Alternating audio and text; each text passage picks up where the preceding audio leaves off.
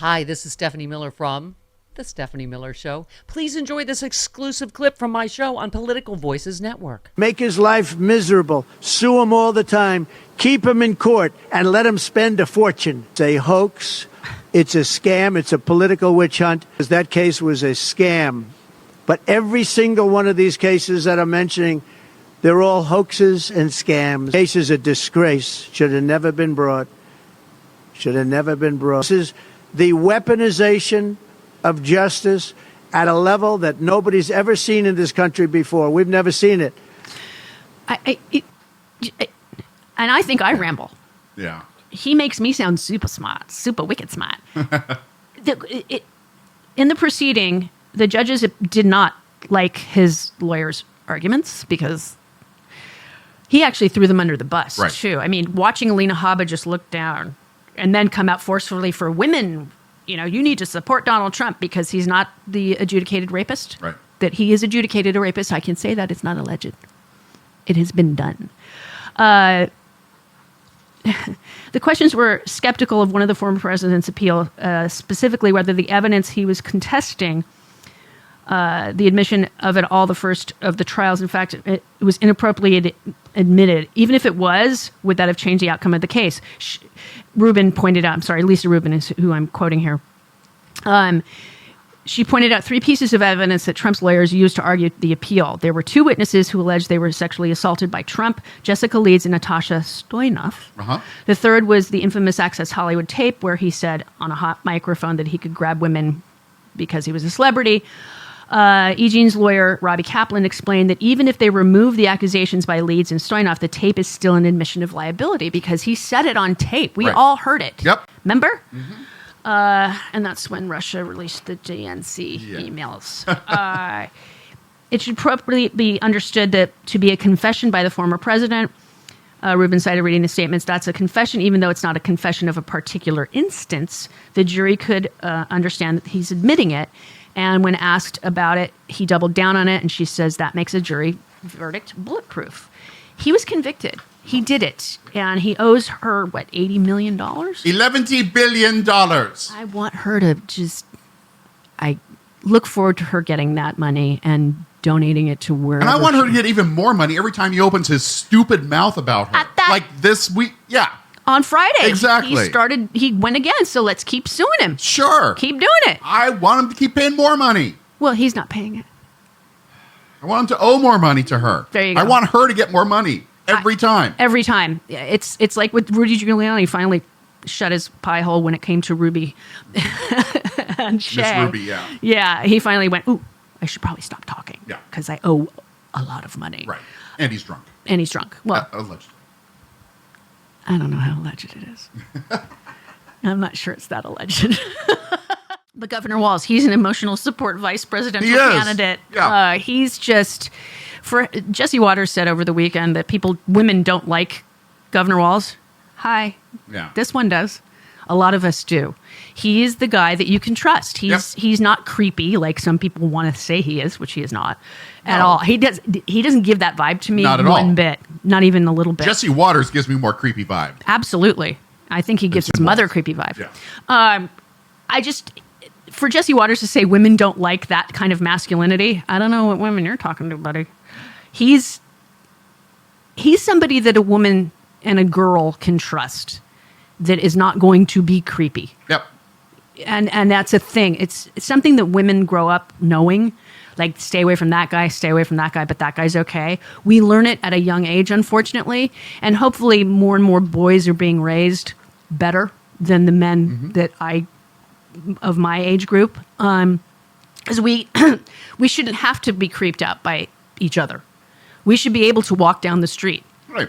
At any point in time and not worry that we have to cross the street because somebody's creepy like Donald Trump. Mm-hmm. Whereas J.D. Vance is not that person. He's the guy you go, hi, and he goes, hello, can I help with your gutters? He's that guy. Tim Walz. Yeah. Governor Walz is amazing. Uh-huh. So for Jesse Waters to think, and Megyn Kelly also doesn't like him for some strange reason. What is wrong with her? She's got problems. She does. She does. And I mean, I defended her initially with the whole blood out of everywhere thing because that was just gross. But she has not redeemed herself since Not at all. No. No, she's a very closed-minded lady. Yes, she is. And I don't understand why didn't she call Tim Walz? She doesn't play well with others. She does not play well with others. Not at all. You are correct, sir. Yeah. You are correct. She's pretty. I'll give her that. She's pretty. Charlize Theron played her, didn't she? Was it Oh, God, I can't remember. I've only seen that movie once. Same here. Yeah. Very pretty ladies playing other pretty ladies. So, remember that wonderful Arlington cemetery stunt? Remember that? Mm-hmm. It was, 2 weeks ago? Mm-hmm. Finally, a lot of veterans are saying, I'm done. Right. Wayne Collins, he reached his final straw when Donald filmed the video at Arlington. And one of the staffers got into the altercation. One of Trump's campaign people got into an altercation with one of the staffers there. My assumption is it was a black woman because of how they were depicting her after the fact. And then they claimed that they were going to release that video. Right. Hi. Yeah. Release the video. Release the hounds, people. Haven't seen it.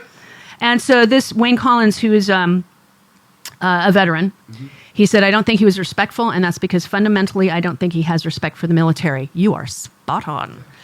He made it clear there's nothing he wouldn't do to retain power. If he gets to the White House, this vote could be our last. Fred Wellman, who I follow on Twitter and a lot of other people do, is also a combat veteran with Vote Vets who voted for Republicans until 2016. He told The Times that the former president's behavior at Arlington caught the attention of fellow veterans who otherwise would have stayed away from politics. This debacle was different. Even my non-card-carrying vet friends who water ski on weekends and rather than pay attention to politics were deeply offended. Arlington is sacred, and it is. Mm-hmm. And I think what he did that day, the disrespect that he showed to everybody there, especially those that, yes, graves are always like there's one and then there's one right. and then there's another. And like Stephanie said and the Arlington staff said, family members can take photographs. Mm-hmm. Of course they can. Yeah. That's fine. Yeah.